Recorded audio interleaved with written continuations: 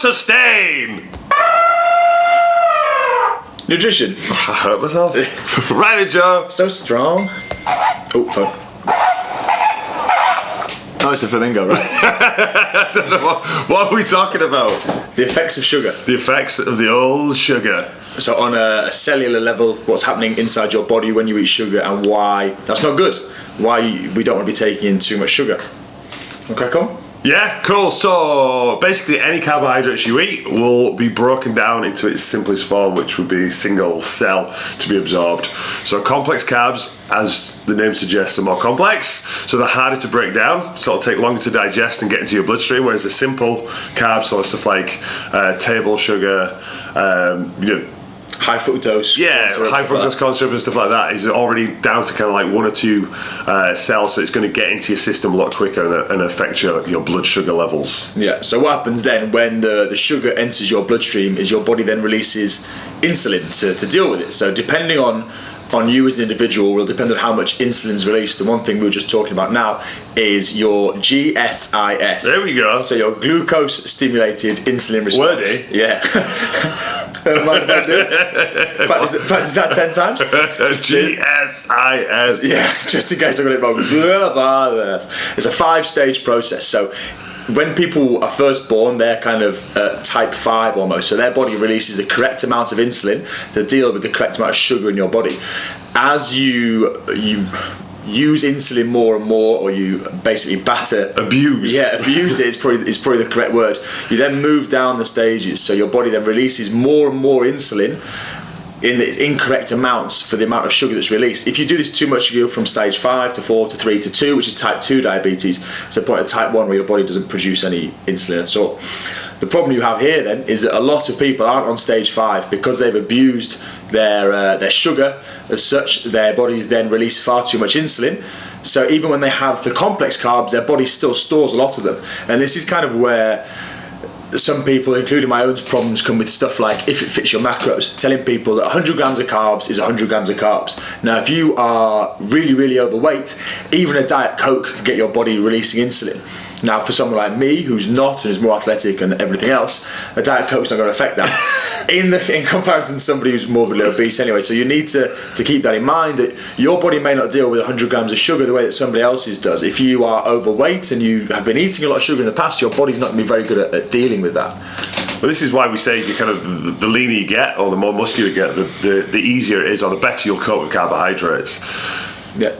Yeah. So basically, when your body senses that the blood sugar's rising, it'll release a load of insulin, like Joe said. And then if you think about insulin being like the cops and the blood sugar being the baddies, it needs to get hold, arrest them, and then shove them into cells. So that'll shove it into your muscle cells, which you use for energy, so in the form of glucose. So then obviously, in a perfect world, you exercise, you'll burn that off, and then you'll be ready for when you eat a bit of sugar again. This is also why we would suggest doing a resistance workout before having a cheat meal, because then you deplete your muscle stores of carbohydrates. Your muscles actually need replenishing. They almost need the sugar and the carbohydrates, whereas if all you've done is sit on your ass all day, then you're not going to need bags of crisps or sweet potatoes or anything else. So for a lot of people, when we first start, that's why we take the carbs completely out, so people can get more and more used to them. Yeah, to get resensitized. So what happens when people abuse this system then? So basically, the cells are all full. The prisons are full. It's like Britain. It's like modern Britain. Yeah, the prisons are full. So your muscle cells, because you're not burning off the glucose by doing any exercise or doing anything energetic, will get full. So then there's nowhere for these blood sugar to go. So that's when the elevated blood sugar goes around. Your body keeps on sensing that there's lots of blood sugar, keeps on releasing more and more insulin until eventually it just goes like the police force, goes fuck it. We're going to strike. They send the army in. Yeah, go fuck it. And then you stop producing insulin, and that's when you go to type 2 diabetes, where you have to inject yourself. Type 1. I don't know what I'm doing. No, type 2. Inject yourself with insulin. Oh, yeah, of course. Sorry. Generally, type 1 you'll be born with. Type 2 you'll develop. And type 2 is generally people developed when they're being overweight. Yeah, this is something that's still manageable. You can find that once people adopt a lesser carbohydrate lifestyle, then they can it's not irreversible. They can reduce the amount of insulin that they have to use, which obviously has inherent dangers applied with injecting insulin. So not something you want to be doing. You wouldn't choose to do it. So keep that in mind when you're shoving pastries in your gob. So that's it. So basically, I think any food you eat really is going to have some kind of insulin effect on you.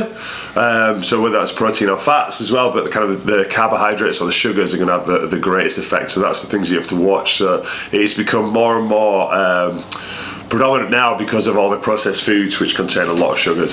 So even you go and look at buying like a pizza and stuff like that, it's going to have a lot of sugar in it. Obviously, soft drinks, energy drinks, sweets and the like are all going to have these massive effects where it's just going to batter your insulin production, and then eventually it's going to bottom out. This is why we suggest having fats, because if you add fats to a meal, the insulinogenic effect of that meal is reduced because it slows down the absorption. So when we're talking about simple and complex carbs, fats almost gives you another level of that, because it slows down how fast these things go into your system. So if your body is very inefficient and uses far too much insulin, much more than is needed, then you want the sugars to go in slower. Obviously your body's going to panic if the loads of sugar goes in.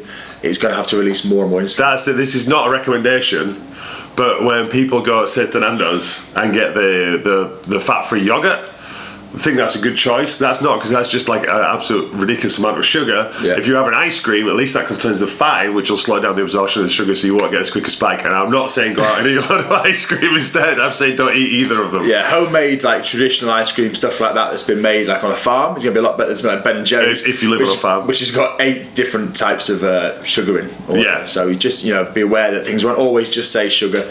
There's loads of different ways for them to hide it. Cool. I think that'll wrap it up. So yeah, please subscribe to the channel, like and share the video, leave a comment if you want, or if you've got anything you want us to talk about, we shall give it our best shot. Talk for ages about it. We'll do fucking some nonsense. Find us on Facebook, Sustain Nutrition, Twitter, Instagram, Sustain_Nutri.